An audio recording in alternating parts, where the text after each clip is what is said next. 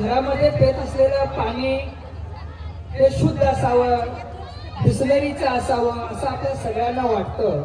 आणि तीच आपण लोक आपणच घाण गंगेच्या काठी कृष्णेच्या काठी करतो.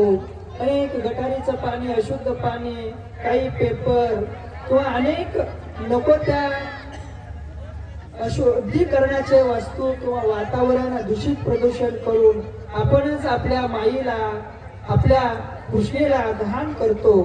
त्याच्या आधी मला वाटतं त्या 8-15 दिवसामध्ये ह्या समितीनं स्वच्छता मोहीम राबवून दिनरात्र कृष्णेचा काठ स्वच्छ व्हावा.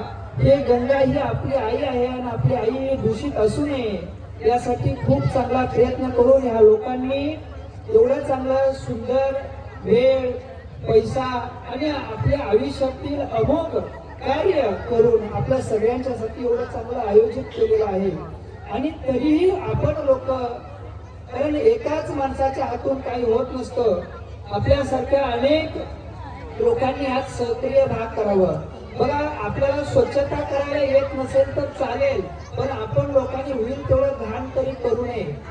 ही आमची सगळ्यांना, आपल्या सर्वांना, सांगलीकरांना, कृष्णेच्या काठी वास्तव्य करणाऱ्या सर्व कार्यकर्त्यांना किंवा सर्व नागरिकांना एक कळकळीची विनंती आहे. कारण घर कसं आहे हे अंगणातून कळतं आणि आपलं जीवन शुद्ध व्हायचं असेल तर गंगेच्या शुद्धीतूनच कळत असतं. कारण हेच पाणी फिल्टर होऊन, शुद्धीकरण होऊन तुमच्या प्रत्येकाच्या घरापर्यंत, धुणं भांड्यापर्यंत, अनेकापर्यंत आपल्याला पोहोचत असतं. आणि एवढं ज्या पाण्यामध्ये आपलं जीवन, आपलं भविष्य, आपल्या मुलाबाळांचं भवितव्य आहे, अशा ह्या गंगेला किंवा अशा ह्या पाण्याला आपण किती शुद्ध ठेवलं पाहिजे. त्याच पद्धतीनं मला असं ऐकण्यात आहे की कृष्णेची यात्रा ही काही काळाआधी चालू होती, परंपरेप्रमाणे चालत होती. राजे महाराजांच्या काळामध्ये देखील खूप मोठ्या प्रमाणात होत होती. किंवा ही कृष्णामाईची जी मूर्ती आहे ही मूर्ती हेमाडपंथी आहे.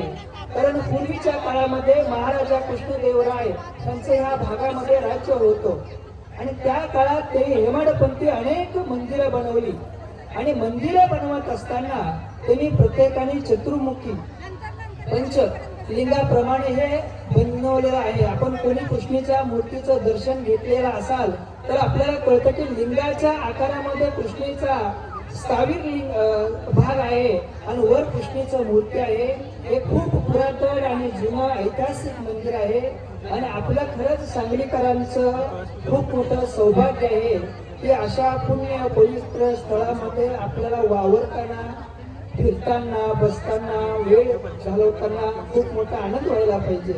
पण आज गेल्या वर्षापर्यंत कित्येक लोकांना माहित नव्हतं की ह्या कृष्णेची कधीतरी यात्रा होत होती.